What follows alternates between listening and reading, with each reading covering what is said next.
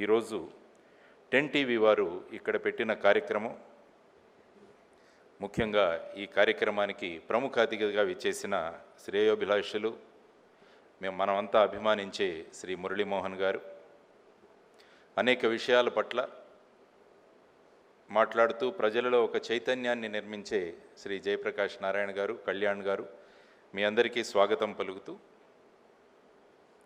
విద్యార్థుల ముందున్న ముఖ్యమైన ప్రశ్న ఏంటంటే నేను ఎక్కడ చదవాలి, ఏం చదవాలి, ఎక్కడ చదవాలి, ఏం చదవాలి అన్నదానికి ఐ థింక్ ఈ కాఫీ టేబుల్ బుక్ అన్నది మొదటిది సమాధానం చెబుతుంది అనుకుంటాను. అంటే నేను ఎక్కడ చదవాలి, ఎందుకంటే ఈ కాఫీ టేబుల్ బుక్లో అనేక విద్యా సంస్థల గురించి మీరు ఉల్లేఖించబోతున్నారు. ఆ సంస్థలు ఇంతవరకు ఏం చేసే, విద్యార్థుల భవిష్యత్తు కోసం ఏ విధంగా ఉన్నాయి, ఇంతకుముందు జయప్రకాష్ గారు చెప్పినట్టు ఎన్ని కాలేజీలు, ఎన్ని బిల్డింగులు ఉన్నాయి, ఆ తర్వాత ఎన్ని క్యాంపస్ ఇంటర్వ్యూలు వచ్చాయన్నది మీరు రాస్తుంటారు.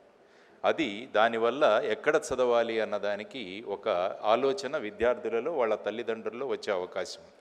రెండవది ఏం చదవాలి అన్న దాని గురించి కూడా మనం ఆలోచించాలి.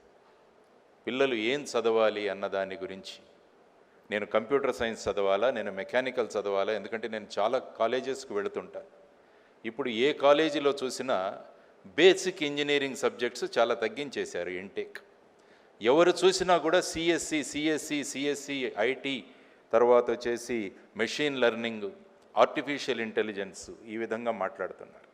యాక్చువల్గా చరిత్ర ఒకసారి చూస్తే మీరు ఆటోమొబైల్ కనిపెట్టిన తర్వాత చాలామంది ఇక ప్రపంచం అంతా కూడా మెకానికల్ ఇంజనీర్సే కావాలని చాలా సంస్థల్లో మెకానికల్ ఇన్పుట్స్ ఎక్కువ పెరిగిపోయాయి, మెకానికల్ ఇంజనీరింగ్ సీట్స్ పెరిగాయి.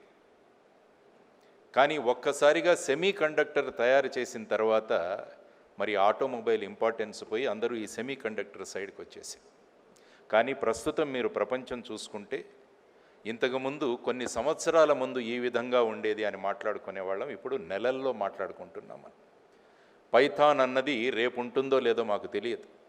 ఆర్టిఫిషియల్ ఇంటెలిజెన్స్ మనల్ని ఎలా తీసుకువెళుతుందో కూడా మనకు తెలియదు.